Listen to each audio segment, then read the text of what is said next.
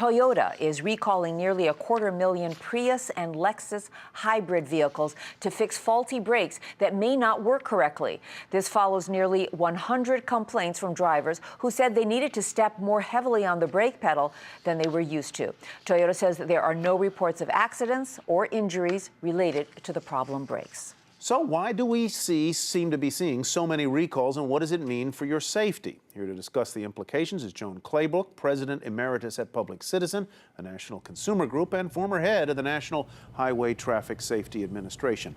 Ms. Claybrook, welcome. Good to have you with us. Let me just begin with the question we just posed. Are we actually seeing more safety recalls on cars made in Japan, made in the United States, or does it just seem that way?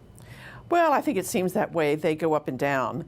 But the most important thing is that the National Highway Traffic Safety Administration is being a tough enforcement agent, and that's what they should be. You know, one of the recalls that's getting a lot of attention is Chrysler, that they're actually refusing to recall a bunch of their Jeeps, 2.5 million Jeeps, for problems with the gas tank. They're saying that there is incomplete analysis of the underlying data. What do you think of that? I completely disagree. I think that this has been a very thorough investigation. It was brought to the government's attention by a consumer group that not only crash tested these vehicles, but also evaluated a lot of crashes and also the design. What you have here is a design problem, and statistics do not make any difference if you have a design defect, and that's what this is. The gas tank is located much too far to the rear. It's an old technology. Most companies stopped doing this in the 1970s. Chrysler knew that this was a bad design, and yet they continue to do it. So why did it take so long for this recall to occur with these cars? Because these were 1993 Jeeps. I owned one of these Grand Cherokee Jeeps, by the way. It was a fine car as far as I knew. But why did it take so long for the government to come forth with this? Well, I don't know all the reasons why. I think it's most unfortunate. They've certainly known about it. This issue has been brought to the government's attention for a while. There is a relatively new administrator in the government now, and he has taken some good action here. I'm very pleased with what he's done. And this is, by the way, an initial determination of a defect.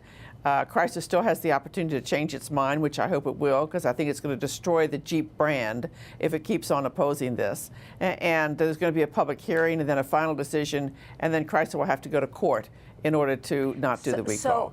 So this is going to go on for a while by the time you go through that whole process. If you own one of these Jeeps, what should you do? Well, I would get rid of it. Or you can repair it.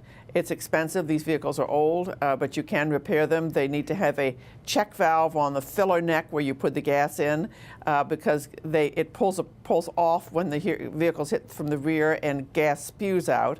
And then also you need to put some kind of a bar or reinforcement at the rear of the vehicle to prevent the gas tank from being broken open or leaking. So Ms. Claybrook, I heard you say that you think this could ultimately destroy the Jeep brand if they persist in opposing this recall. Explain. Well, Chrysler bought AMC specifically for the Jeep brand. It's a great brand, and people love the concept of the Jeep, and they love Jeeps. So if you continue to have a large number of your vehicles have a safety defect, and you refuse to fix it, people are going to question the safety of the Jeep brand. And I think that's a terrible mistake on Chrysler's part. It is expensive to do this recall, but if I were them, I would do it and get it over with immediately. Joan Claybrook, thank you very much for being with us this evening. Joan is President Emeritus of Public Citizen.